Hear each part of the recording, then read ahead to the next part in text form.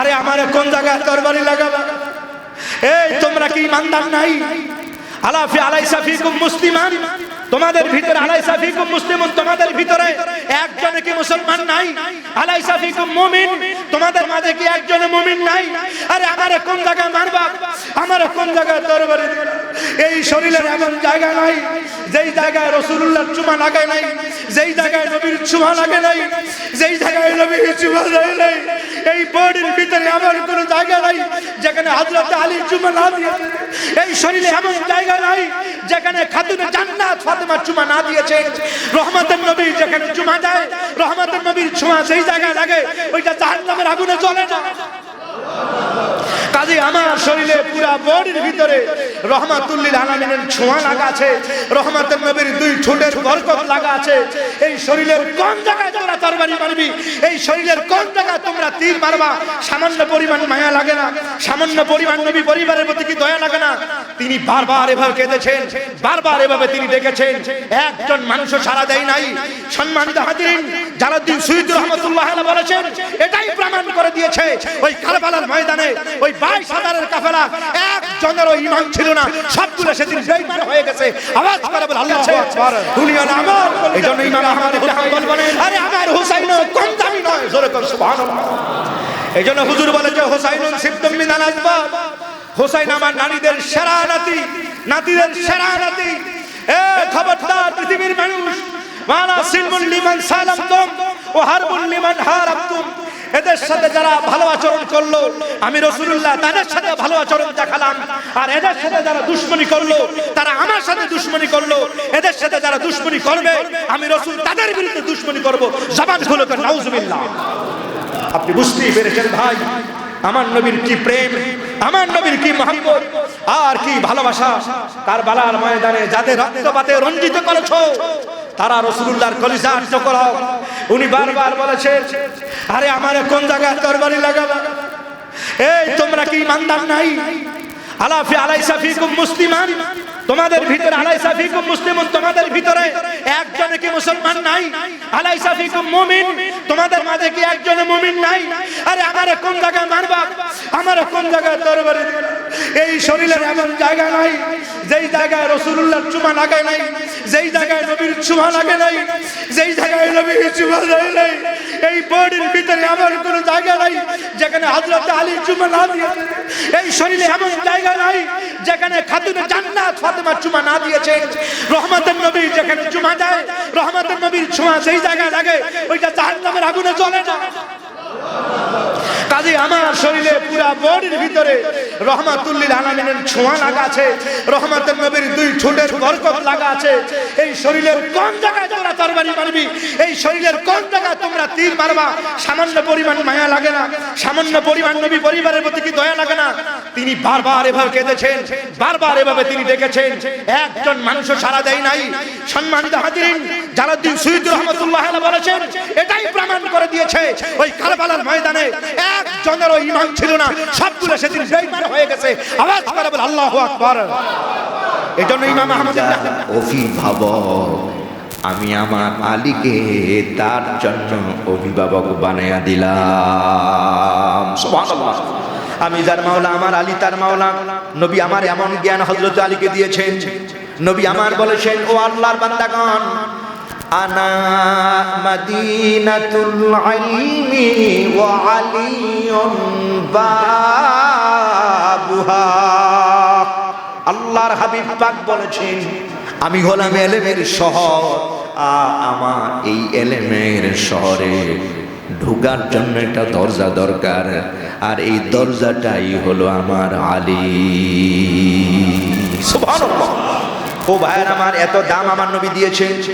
আসাদুল্লাহিল গালিব, আল্লাহ পাকের পক্ষ থেকে উপাধি এসেছে আল্লাহর সিংহ, আল্লাহর সিংহ যাকে বলা হয় তিনি হলো হযরতে আলী। ও ভাই, নবী আমার হযরতে আলীকে ডাকলেন আমার আহলে বায়েতের 1 নম্বর সদস্য আমার আলী। জোরে করে সুবহানাল্লাহ। দুই নম্বর মা ফাতেমা রাদিয়াল্লাহু তাআলা আনহাকে আমার নবী ডাকলেন, নবী আমার বললেন ফাতেমা কে রে?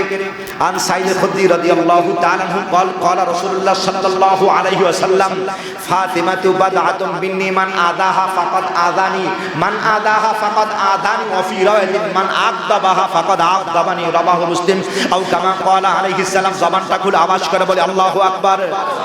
আল্লাহর হাবিবে পাক হায়াতুন নবী আমার নূর নবী পাক বলেছেন ফাতেমা কে রে? ফাতেমা আমার কলিজার টুকরা। সুবহানাল্লাহ। ফাতেমা হলো আমার কলিজার টুকরা। মান্না জাহা ফাকাদাদানি।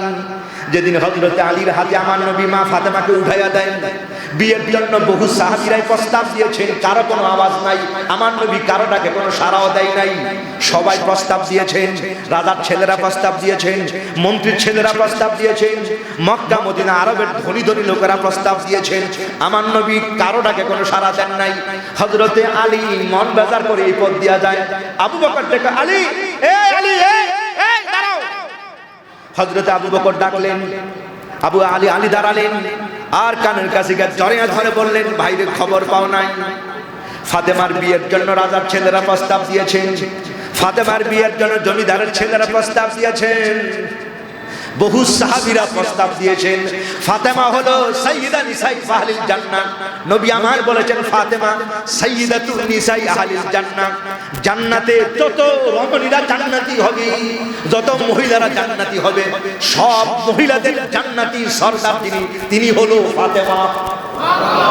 নবীর কলিজার টুকরা ফাতেমা হলো জান্নাতি রমণীর সরদারিনী। আবু বকর ডেকে বললেন আলী রে, আমি তোমাকে বলি নবীর সামনে দাও আর একটা প্রস্তাব দিয়া দাও।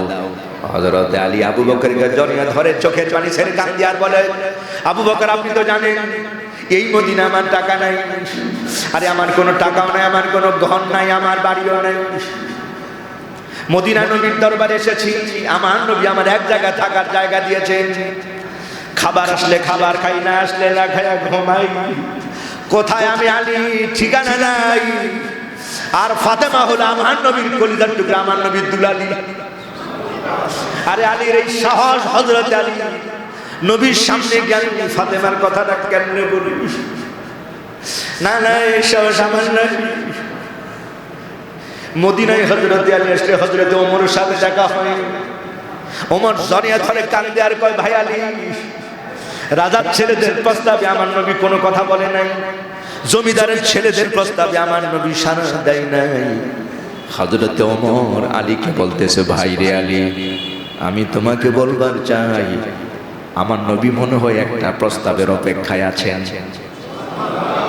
নবী একটা প্রস্তাব। হযরত আলীকে কি প্রস্তাব?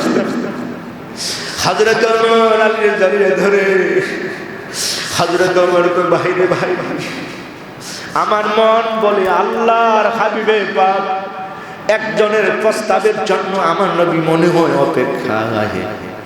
আর আমি বলি সেই প্রস্তাবটা যার পক্ষ থেকে যাওয়া দরকার এই মানুষটাই হলো হযরতে আলী।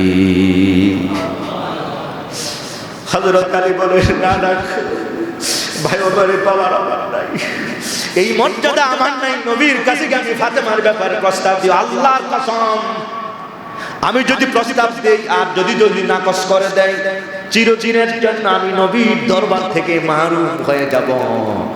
রহমতের নবীর দরবার থেকে আমি আজ বিতাড়িত হয়ে যাব। নবী আমার উপরে রাগ করবেন, ইতিহাসের খাতায় কলঙ্ক হয়ে যাবে যে রহমতের নবীর কাছে হযরত আলী প্রস্তাব দিয়েছেন আর নবী আলীর প্রস্তাব গ্রহণ করেন নাই। কিয়ামত পর্যন্ত হাজী সাহেবরা পড়বে, কিয়ামত পর্যন্ত মাওলানা বুখারী শরীফ পড়বে, সহিহ মুসলিম হাদিস শরীফের কিতাবগুলো পড়বে, আর ইতিহাসের কিতাব পড়বে। আর আমার নাম যখন আসবে তারা সবাই আমাকে ধিক্কার দিবে, নবীর মেয়ের প্রস্তাব দেয়, সবাই আমাকে ধিক্কার দিবে, কলঙ্ক হবে আমার। হযরত ওমর বলে না রে ভাই, আমার মন বলে নবী মনে হয় তোমার প্রস্তাবের অপেক্ষায়। ও ভাই, হযরতে আলী আমার নবীর কাছে প্রস্তাব দেয়। নবী পাকের কাছে হযরত আলী, ইয়া রাসূলুল্লাহ কিছু বলবো? নবী, আলী কি বলবা? সামনে আসো। হযরত আলী লজ্জায় পেছনে সরে, না এমনিতে আসছে ইয়া রাসূলুল্লাহ। হযরত আলী লজ্জায় সরে দৌড় মেরে পালিয়ে গেছেন, আর কিছু বলেন নাই। একবার দুইবার তিনবার আমার নবীর কাছে যখন বারবার হযরত আলী আসেন, হযরতে আলীর অবস্থা বুঝে আমার নবী মনের খবরটা জানে, এটাকে আরবি ভাষায় ইলমে গায়েব বলা হয়। নবী আমার বললেন, আলী কিছু বলবা মনে হয়? আমি বড় বিপাকে আছি। হযরতে আলী বলেন, কোন বিষয়টা নিয়ে রাসূলুল্লাহ?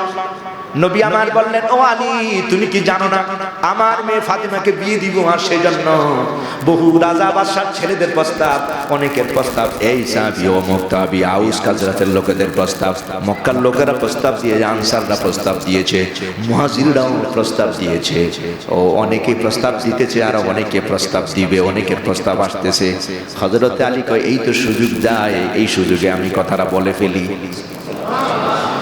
অনেকে প্রস্তাব দিতেছে। হযরত আলী বললেন, ইয়া রাসূলুল্লাহ, ইয়া হাবিবাল্লাহ, এই সব প্রস্তাবকারী যারা আছে তাদের নামের সাথে আরো একজনের প্রস্তাবটা আমার জানা আছে।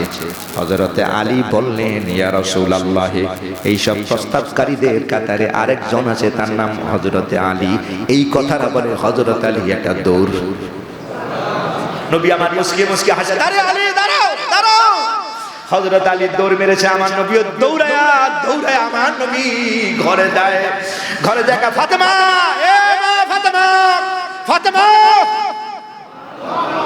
আর জোরে বল আল্লাহু আকবার। আমার নবীর ঘরে যেন আনন্দের বন্যা বহে গেছে। রহমতের নবী ঘরে আসতেছে, পূর্ণিমার চাঁদ যেন ঘরে বিকিরণ করছে। নবী আমার কয়, ফাতেমা ফাতেমা, আম্মা ফাতেমা, ফাতেমা দৌড়ে আসেন, কি ব্যাপার বাবা জান? নবী আমার বলেন, পায়ালাইছি আইসা গেছে। আরে যেই প্রস্তাবের অপেক্ষায়, প্রস্তাব তো এসে গেছে। ও ভাই, যাই হোক, অনেক লম্বা কথা আমি বুঝাবার চাই। যেদিন আমার নবী ফাতেমাকে হযরত আলীর হাতে তুলে দেয়, নবী আমার আলীর হাতে তুলে দিয়া বলে, আলী, যার হাতে যাকে আমি তোমার হাতে তুলে দিলাম, ফাতিমাতু বাদআতুম মিন্নি মান আযাহা ফাকাদ আগাদানি ওয়া মান আগদাবাহা ফাকাদ আগদাবানি।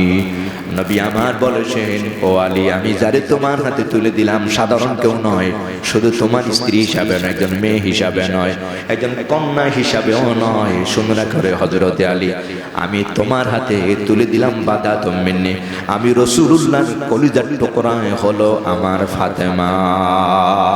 সুবহানাল্লাহ। আকাতাতুম মিন্নি ফাতেমাতু কাসাদুম মিন জাসাদি, আরে ফাতেমা হলো আমার শরীরের একটা অংশ। জোরে বল সুবহানাল্লাহ। এরপরে আমার নবী বলেন, মান আযাহা ফাকাদ আযানি, মান আযাহা ফাকাদ আযানি, মান আযাহা।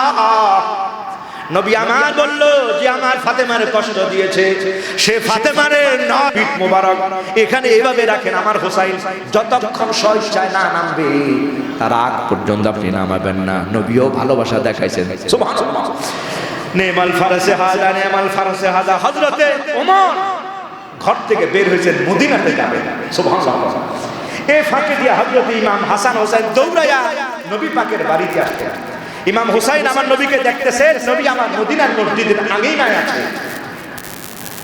ইমাম হুসাইন আমার নবীকে দেখে বলে, নানাজি নানাজি। নবী আমার বলেন, কি রে নানা? নবী আমার কোলে নিলেন। কোলে নেওয়ার পর ইমাম হুসাইন কয়, না না না, কোলে নয়, একটু ঘোড়ায় চড়ব। নবী আমার বলেন, কিছুক্ষণ পর আজান হয়ে যাবে, দূর দারাজ থেকে আমার সাহাবারা আসবে নামাজ পড়ার জন্য, আমি কোনো একজন সাহাবীর ঘোড়ায় তোমার উঠাইয়া দিব। হযরত ইমাম হোসেন কয়, না না, সেই ঘোড়া নয়, আরেকটা ঘোড়া আছে, যেই ঘোড়ায় আমার চড়তে বড় ভালো লাগে। নবী আমার বললেন, ডানে বামে তাকে। কয় না, এখানে তো কোনো ঘোড়া নাই। কয় না, আছে আছে নানাজি আছে। নবী আমার কয়, কি রে নানা, কই ঘোড়া? কই কই, আমি তো কোনো ঘোড়া দেখবার পাচ্ছি না। ইমাম হুসাইন কয়, না না, তুমি এখানে আসো।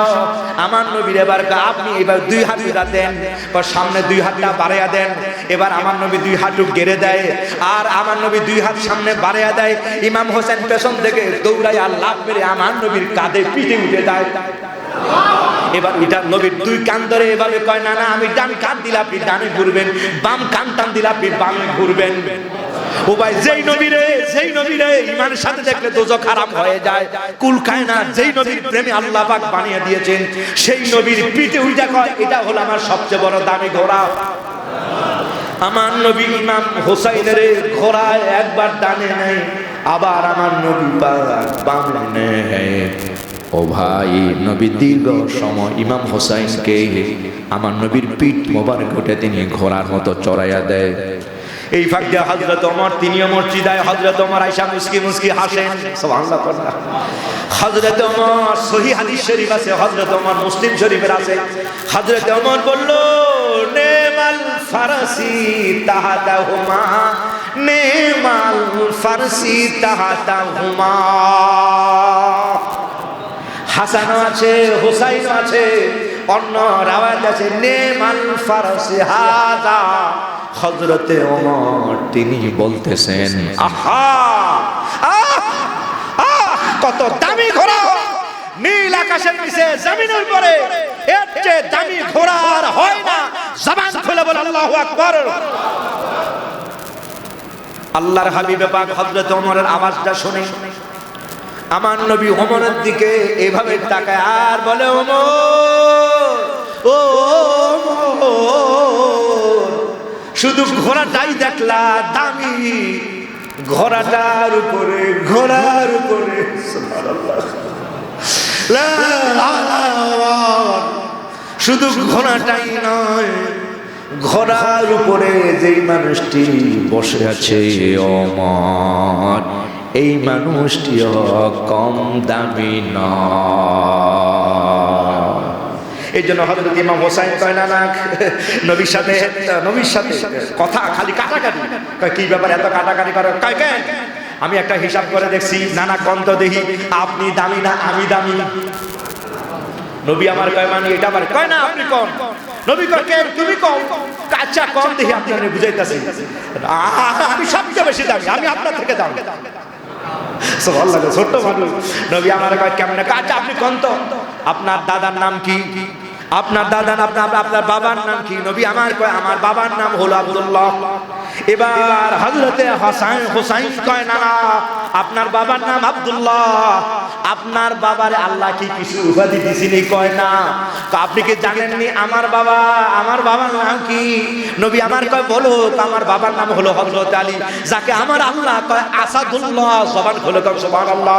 কাজে আপনার বাবা থেকে আমার বাবা বেশি দামি। এবার ইমাম হোসাইন কয় নানাজি আপনার মায়ের নাম কি? নবী আমার বললেন আমার মায়ের নাম হলো আমেনা। এবার আমার নবীরে হোসেন কয় আপনার মা কি জান্নাতি যুবতীর সরদারিনী? কয় না। আমার মায়ের চেনেন? আমার মায়ের নাম হলো ফাতেমাতুজ জোহরা, যিনি জান্নাতি সমস্ত রমণীদের সরদারিনী। আপনার মা কোথায় আর আমার মা কত উপরে? জবান খুলে কর আল্লাহু আকবার। এবার ইমাম হোসেন কয় ইয়া রাসূলুল্লাহ,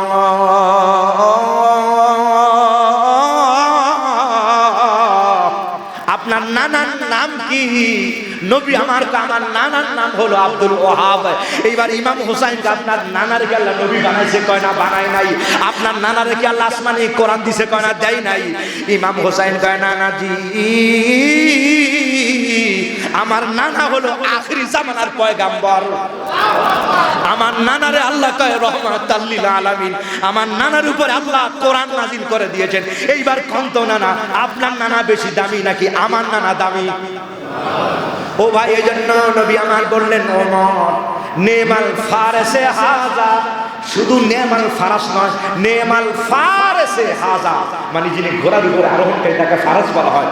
নবী আমার বললেন ওমর শুধু নেমাল ফারাস নয়, বরং নেমাল ফারস। এ ওমর, ঘোড়াটাই দামি নয়, ঘোড়ার উপরে যে মানুষটি বসে আছে উনি হলেন আমার কলিজার টুকরা, আমার হোসাইন। আরে আমার হোসাইনও কম দামি নয়। জোরে কর সুবহানাল্লাহ। এই জন্য হুজুর বলে যে হোসাইনুন সিবতুম মিনাল আসবাব, হোসাইন আমার নারীদের সেরা নাতি, নাতিদের সেরা নাতি।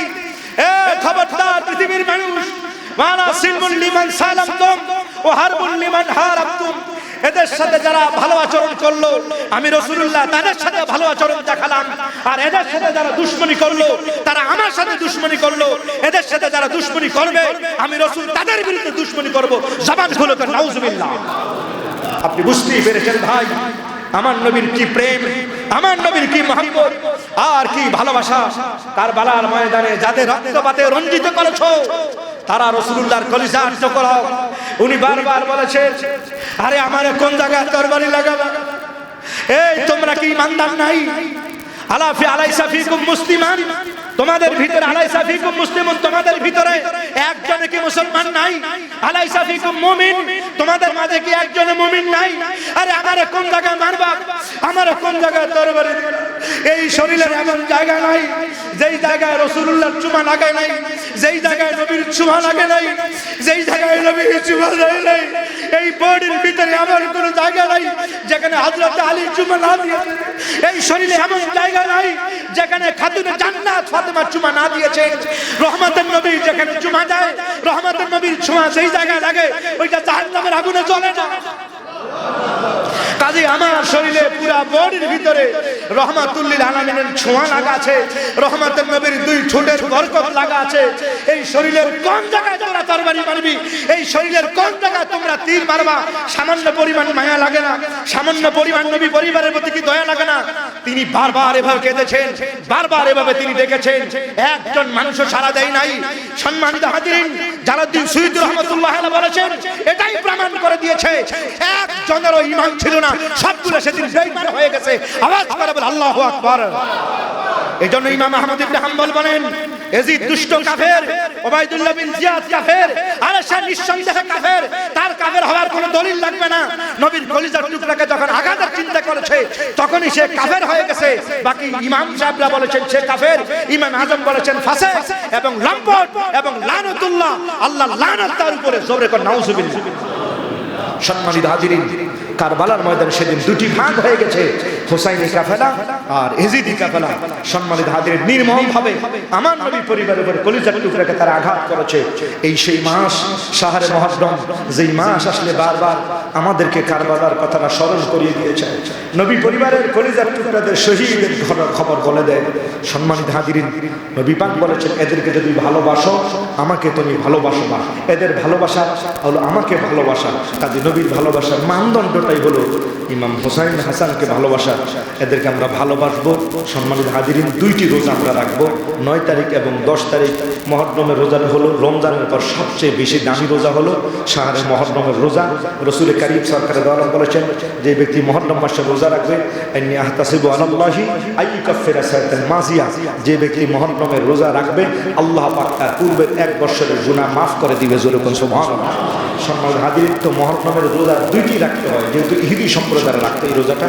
নবী পাক সাল্লাল্লাহু আলাইহি ওয়াসাল্লাম আমরা বেশি হকদার মুসানবী আমরা রোজা রাখবো এই 10 তারিখ, 9 তারিখ এবং 10 তারিখ দুইটি রোজা রাখবেন। তার মানে হলো বৃহস্পতিবার 9 তারিখ দিবাগত রাত্রে হলো আশুরার রাত, বরকতময় রজনী, বৃহস্পতিবার এবং শুক্রবার এই দুইটি রোজা রাখবেন।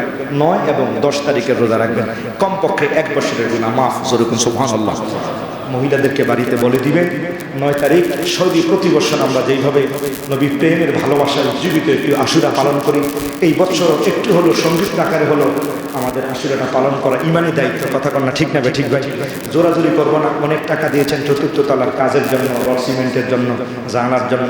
তা আমরা একটু যদি অনুষ্ঠানটা করতে কিছু খরচ আছে, তাবারকার আছে, ব্যয়বহুল। সম্মানিত হাজিরিন, ভাই আসেন ভাই একটা